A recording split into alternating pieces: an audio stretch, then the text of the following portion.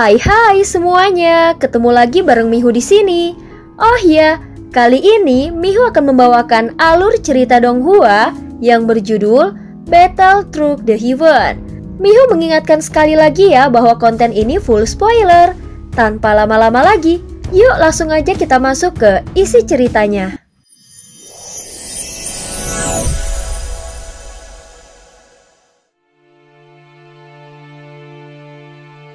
Melanjutkan dari kisah sebelumnya. Sebelumnya setelah keluar dari lorong pusaran, Xiaoyan berada di wilayah yang gelap dan pusaran yang sebelumnya telah menghilang. Namun di hadapan Xiaoyan perlahan muncul sebuah pemandangan. Itu tampak seperti dunia yang tenang dan damai. Namun anehnya itu seperti ilusi yang muncul dari menara langit. Saat ini kilauan cahaya memenuhi langit tanpa akhir. Pepohonan dan bunga tumbuh subur dengan semangat kehidupan yang membara. Bahkan dari dalamnya terdengar getaran suara api yang mengguncang jiwa. Namun pemandangan yang penuh kehidupan ini hanya tampak tipis seperti kabut. Di sudut matanya terlihat bunga-bunga putih bermekaran tampak segar dan harum saat tertiup angin. Pemandangan ini seharusnya mampu menenangkan hati siapapun yang melihatnya. Bahkan nyaris menyentuh sudut terdalam hati Xiaoyan sehingga mengingatkannya akan planet Daoqi yang hampir dia lupakan dan merupakan dunia asalnya.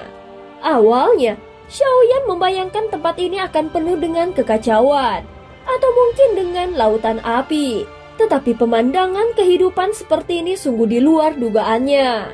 Apakah ini adalah wujud dari harapan di dalam hatiku? Xiaoyan bergumam pelan sambil melihat ke sekeliling dengan kekaguman. Meski demikian, pemandangan ini tetap membuat hati Xiaoyan terasa hangat. Hingga akhirnya dia perlahan mengangkat kaki dan melangkah ke depan. Namun saat telapak kakinya menyentuh tanah, dalam sekejap api langsung meledak dengan ganas dan kobaran api menyapu semuanya. Bunga-bunga putih yang tadi dia lihat ternyata bukanlah bunga, melainkan tulang belulang putih yang mengerikan. Pegunungan yang menjulang bukanlah gunung biasa, melainkan tulang belulang raksasa. Aliran sungai yang tampak jernih ternyata adalah aliran lahar panas yang mendidih. Tempat ini adalah medan api yang luas dan sudah terbakar selama ribuan tahun yang tidak diketahui, sehingga menjadi sebuah tanah tandus yang abadi. Seluruh ilusi kehidupan yang sempat terlihat langsung lenyap setelah Xiaoyan menginjakkan kakinya.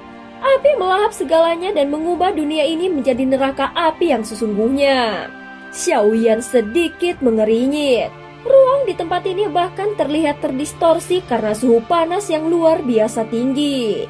Sehingga langkah ini hanya bisa ditempuh oleh seseorang yang memiliki pelindung tubuh luar biasa atau tubuh fisik yang sangat kuat. Namun yang terbaik adalah memiliki kemampuan dan afinitas luar biasa terhadap api. Hanya dengan itu seseorang bisa melangkah di tanah tandus yang menyala abadi ini. Inikah kekuatan dari api pemusnah? Xiaoyan mulai berpikir di dalam hatinya.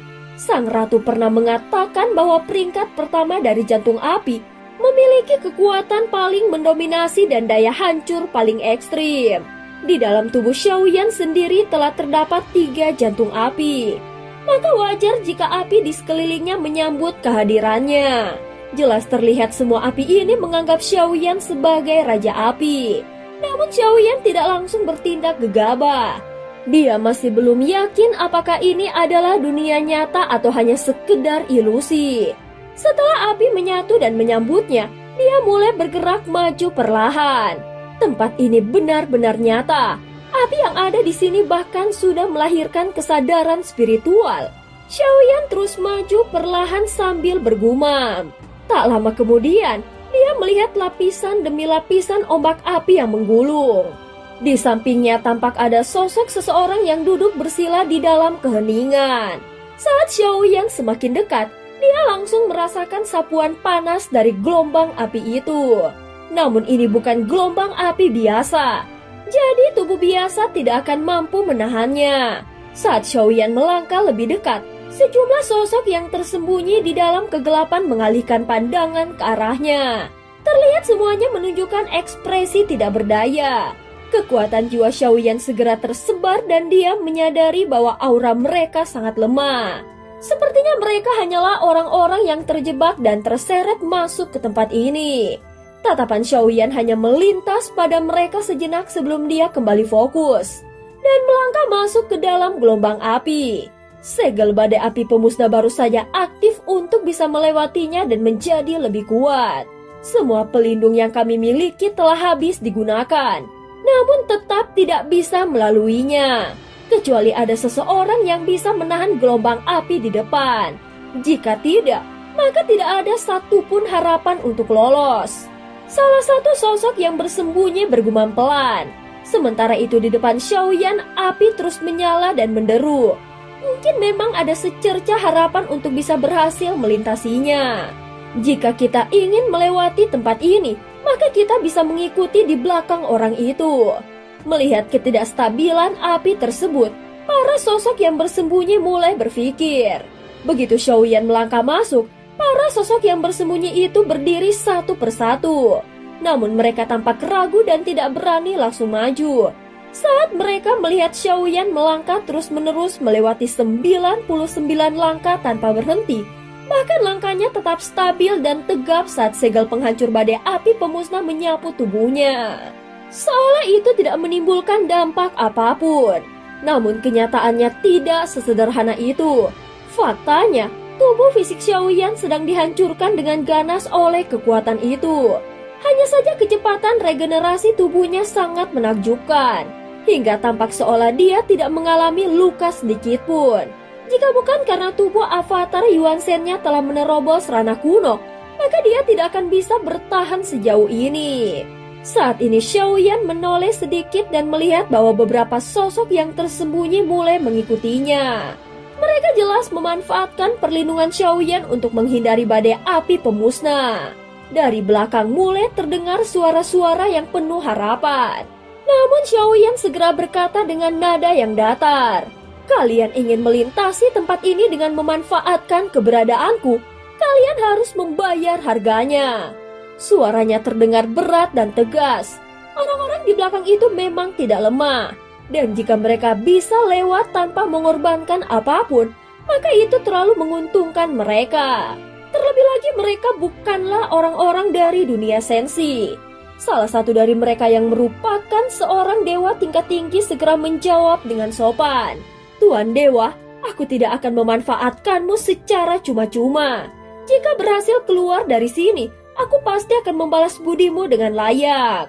Setelah mendengar itu, Xiaoyan tidak lagi menoleh. Dia terus berjalan ke depan dan langkahnya tetap stabil. Namun dari sudut pandangnya, dia tahu bahwa untuk bisa keluar dari tempat ini, setidaknya diperlukan lebih dari 1000 langkah. Semakin dia berjalan ke depan, maka tekanan dari badai api pemusnah semakin mengerikan. Bahkan dia tidak berani untuk terbang. Sebenarnya Xiaoyan bisa saja menggunakan jiwa ilusi dan langsung berpindah menembus ruang.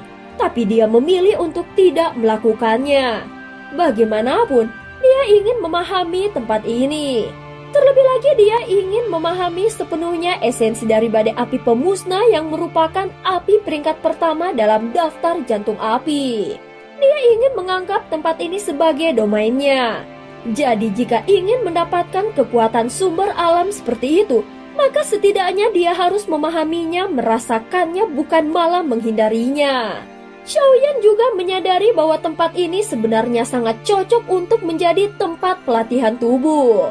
Sayangnya, orang-orang yang datang ke sini tidak menyadari bahwa badai api pemusnah ini bukanlah kekuatan biasa, melainkan kekuatan yang lahir dari percikan jantung api pemusnah itu sendiri. Dengan kekuatanku saat ini, ditambah 3 jantung api di dalam tubuhku, apakah aku bisa menaklukkan percikan api ini? 100 langkah kemudian Xiaoyan tiba-tiba menghentikan langkahnya. Di belakangnya, para sosok itu mulai tampak merasa cemas. Sudah berakhir, dia tidak sanggup lagi dan dia akan tumbang.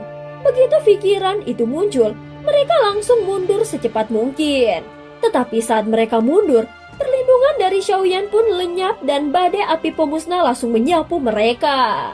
Hasilnya mereka semua menderita luka berat. Namun ada satu orang yang tidak mundur. Tatapannya tampak bergetar dan nafasnya pun sangat lemah. Bukan karena dia tidak ingin mundur, tetapi karena tubuhnya memang sudah terluka parah. Jika dia memilih mundur, maka hanya akan membuatnya mati sia-sia. Xiaoyan tidak memperhatikannya. Dia tetap berdiri kokoh. Dan dari antara alisnya sesuatu mulai bergetar dan tanda seni takdir mulai menyala. Avatar Yuan Shen, bersiaplah. Pada saat yang sama dari pusat alisnya, bintang emas muncul dan perlahan mengkristal menjadi bintang putih. Itu adalah bintang klan Yuan Shen Rana kuno dan menjadi sumber kekuatan fisik yang luar biasa. Tubuh Xiaoyan kini semakin tenang. Lalu dia tiba-tiba membuka kedua lengannya dan juga mulutnya. Menaklukkan percikan api ini dan menyerapnya ke dalam tubuh adalah cara tercepat dan terbaik. Xiaoyan berbicara dengan tegas. Meski penuh resiko, namun pikirannya sudah bulat jadi dia tidak ragu sedikit pun. Segera sebuah kekuatan hisap yang luar biasa keluar dari mulutnya. Tubuhnya langsung membesar menjadi puluhan ribu kali lebih besar sehingga menyerupai pusat raksasa yang menyedot badai api pemusnah ke dalam tubuhnya. Dalam sekejap, kekuatan penghancur dari api itu menyerbu tubuhnya dan mencoba menghancurkannya dari dalam. Namun di dalam tubuh Xiaoyan 3 warna api sudah menyala. Meskipun bukan api nomor 1, mereka tetaplah kekuatan inti yang luar biasa kuat. Bersama-sama jelas mereka berusaha melindungi tubuh Xiaoyan dari kehancuran. Dan cerita pun berakhir. Terima kasih udah dengerin Mihu dari awal sampai akhir ya. Sampai jumpa.